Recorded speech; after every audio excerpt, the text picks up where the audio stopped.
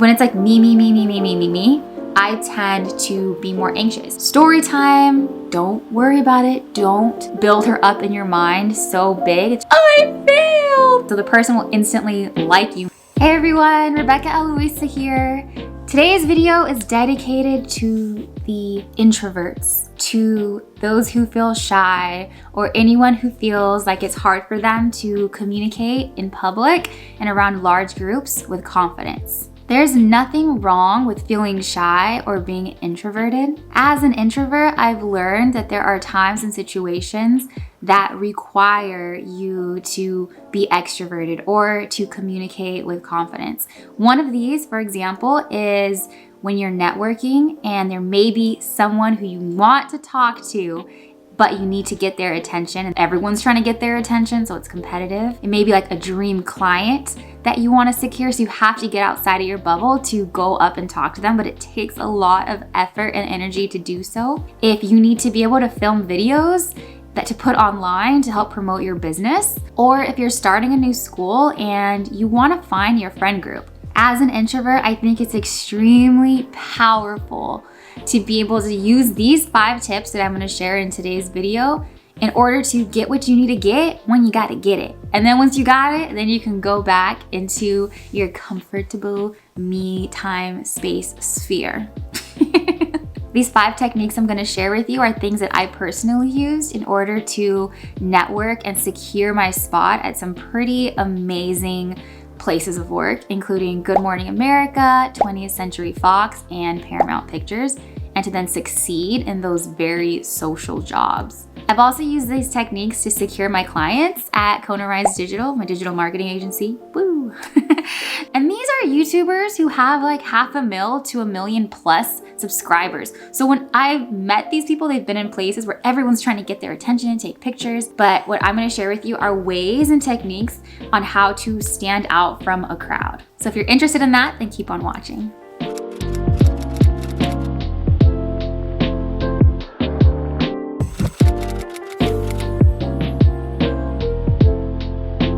My first recommendation is ask questions. In Spanish, preguntas. For example, say you've just signed up for a course. It's an online course with a community and you have your Zoom meetings once a week because you're trying to learn a new skill or further your business. But it's a group setting, so there's people there and it's kind of nerve-wracking. Whenever I'm in a class setting like that or a workout class, I always make a point to ask a question, even if I already know the answer, especially if I already know the answer, because it does a couple things. One, it breaks the ice. A question is a very easy way to communicate. You don't have to be too vulnerable. The second one is it kind of like warms you up to speak in the class. I notice when I don't speak for a long time in a class, then when the time actually comes and everyone like knows each other, and then I finally say something, it just feels really awkward for me. Third, the teacher will notice you. The teacher, the instructor, the coach will notice you, and they like it when people ask questions because they're honestly just as maybe like as nervous as you to be starting this new class and be in front of all these people. So it relieves the pressure off of you and it releases the pressure off of them. It also gets you noticed by the classmates. Usually when you have a question, there are other people who have that same question, but people are too shy or scared or nervous to ask. So what I do is I ask the question. Now, asking questions not only helps you break the ice, but it's also kind of a form of goodwill. It's like I said, you're helping other people get their questions answered. You're relieving some stress from the teacher too. The teacher's looking nervous. I'll ask a question to help make them feel more comfortable. Let them know I am interested in what you have to say. So it's a win-win. Everybody is shy, and it's good practice in exercising your communication muscles. Number 2 is compliments. I'm a firm believer that if I see something I like, say it. For example, if there's a girl who has like an amazing, beautiful, like long hair style with like braids that took a lot of time and it's dope, like I will go and tell her like, girl, I like your hair, I like your braids. Like, where'd you get it done? How long did it take? That's beautiful. I just want to let you know. Or if you're coming to someone's house and they've decorated beautifully, letting them know, wow, your decor is amazing in your home. doing? Where'd you get the inspiration? For one, it's practice for you because you're seeing something that you enjoy and you like that brought you some type of joy. So you sharing it with this person is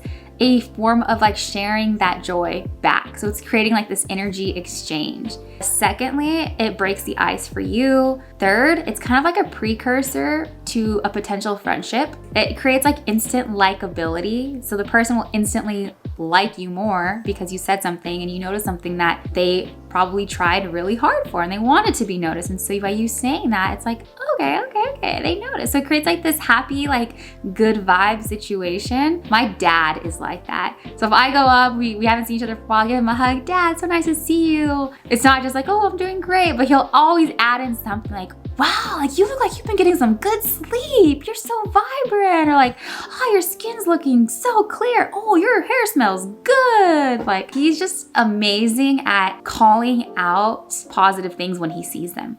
And one thing he told me is that your positive word is a form of blessing. Just like a curse. If someone says like, I curse you and your family, da da da da da da, and that person believes it, then their family can be cursed, right? But the opposite is also true with the positive. That is something that I love doing. And I know everyone loves to receive compliments, even if it's from a stranger. So number 3 is be curious. So a lot of times you may feel anxious, and I know this from personal experience, may feel anxious or anxiety because I'm like hyper focused on myself in a situation of like, ooh, I'm gonna go speak to this potential client. I don't wanna look stupid. I don't wanna look dumb. Do I have something in my teeth? How's my voice? How's my this? How's my that? When it's like me, I tend to be more anxious. And so the same may go for you. If you're focused on, I wanna do a good job. I need to remember my sales script. I, me. It's like a form of kind of being like selfish. By being curious about the person you're talking to or the group is a good way to shift your energy from yourself internally, me. You shift your energy to you, to them, to people around you, and you do that by being curious.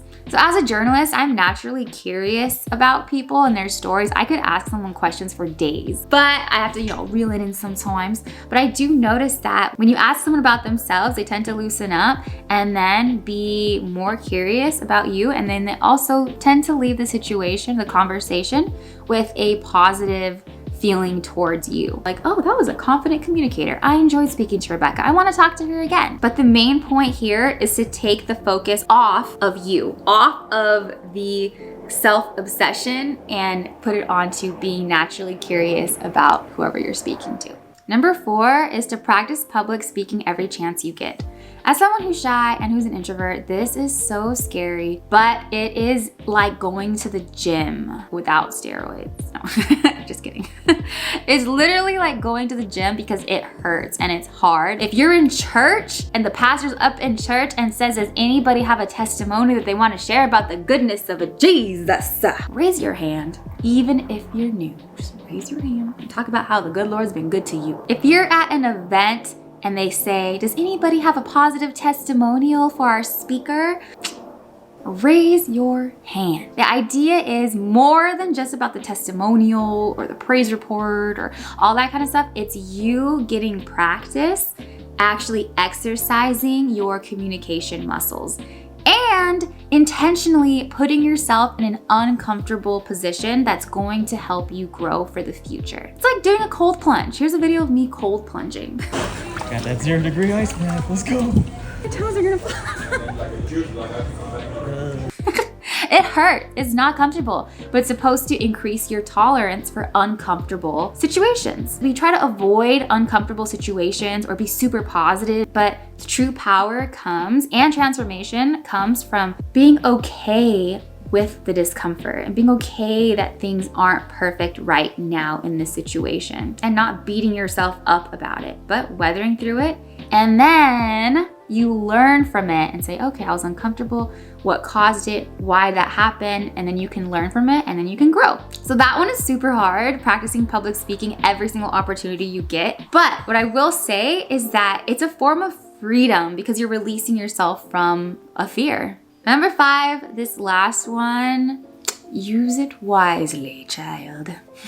If you're really intimidated over somebody, downplay them in your mind. I'm gonna give you an example. I failed my first driving test because I ran a red light. Story time. I was driving, I see the intersection with the driver teacher on the side, passenger princess. I'm driving, and right when I enter the intersection, the light's yellow, right? You can go through a yellow light.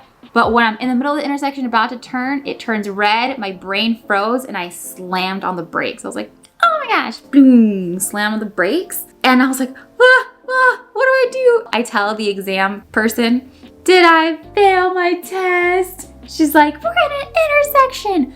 Go, go, go. Because there's cars coming. And I was like, oh, I failed. Steps on the gas. Boom. And go. She's like, just turn over, turn. Get on the side, get on the side, get on the side. Pull over. Did I fail? And I was crying in the car. And she's like, I'm sorry, I can't discuss results with you at this moment, but I will discuss them once we get back to the DMV. And of course, I failed. Point of the story is I was so nervous to retake my test, and I was so scared I was gonna get the same instructor because I was embarrassed and for running a light.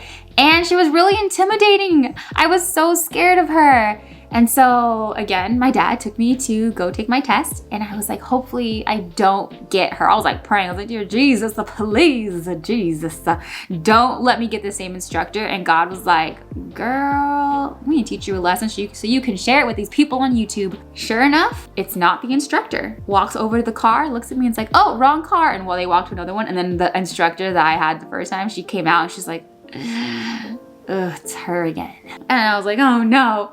And so my dad's like, don't worry about it. Don't build her up in your mind so big to where it'll distract you from driving. I'm like, what do I do? And we started cracking jokes. Maybe it's not the nicest thing to do, but he started cracking jokes on this lady, not to her face, but to me. He's like, look, why are you scared of her? She looks like this, she looks like that. Don't worry, like, just this. Like, you're Rebecca Patterson. You can do this. You can drive. You can get your license, girl. You're gonna go back to high school, your car keys, you're gonna show off to all your friends. Like, you got this. This person's nothing. She's nothing. Talked some smack about her. Basically took her off of her pedestal in my mind. Because I had built her up so high that I started shaking when I saw her. It was just the thought of her, and her reputation preceded her because at school, all the high schools knew we don't want to get that lady because she fails everybody. My dad helped push her off the pedestal in my mind so that when I actually drove, I was able to drive with confidence and I passed my test. Woo! And I've been driving ever since. So for this tip, I say use it with caution because you don't want to become a hater, because when you hate, that also hurts your own self-confidence.